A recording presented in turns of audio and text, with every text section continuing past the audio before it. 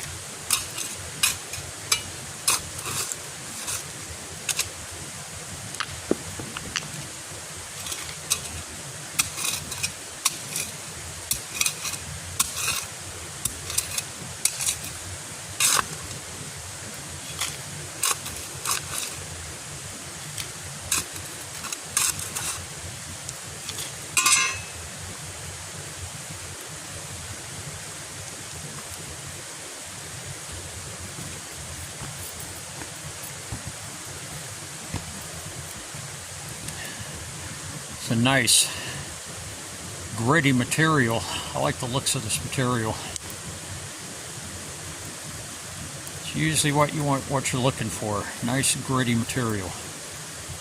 Generally, if you're on a gold bearing waterway, that's going to have your best gold. Have your chunkiest black sand in it too. All right, I'm going to go run those 3 buckets through.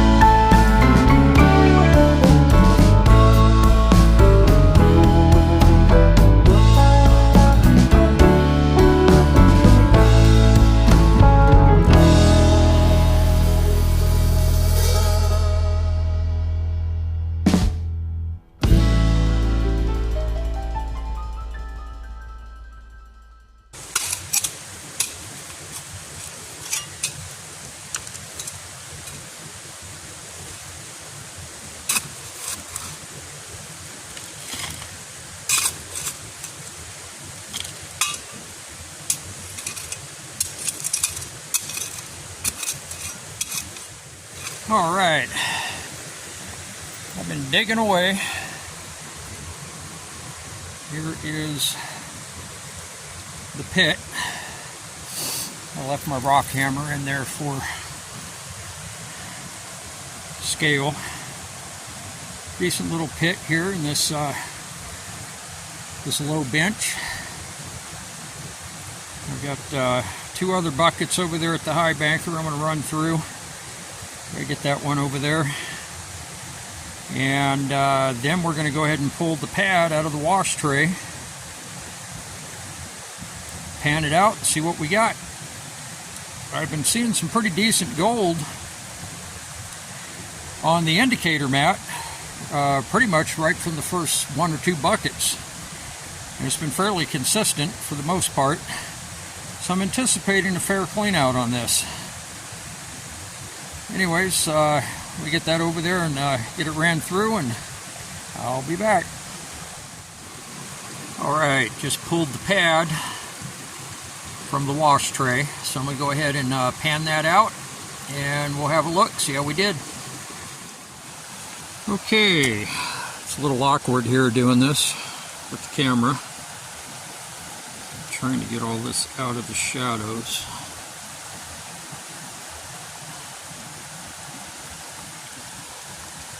So I'm down to that little bit of black sand. This is the part I always love. Take the magnet.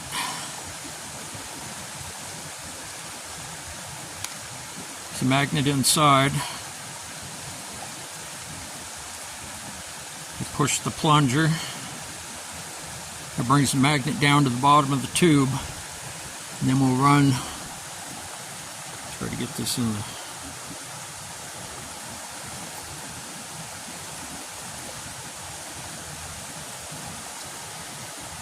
See that gold showing up right there?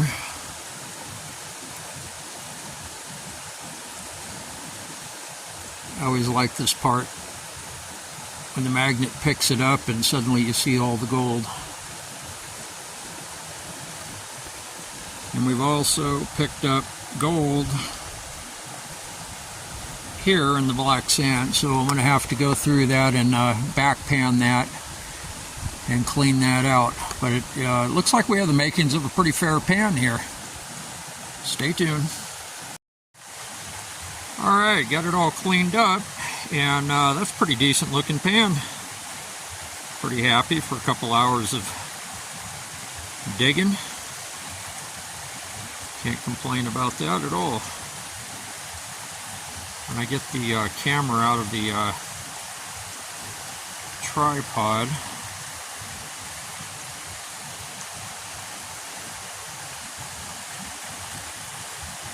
I'll do a close-up. Oh, maybe that'll work.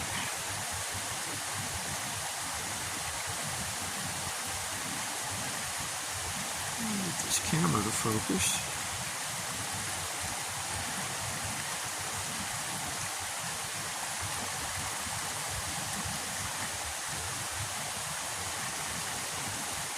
Come on, focus.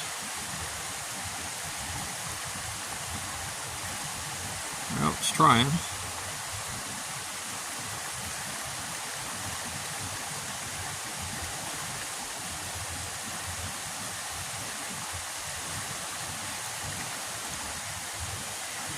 I'll take a picture of that and post it up on here too, since the camera's... Oh, there we go. That is not a bad pan. Pretty happy with that. A lot of gold in these banks out here. We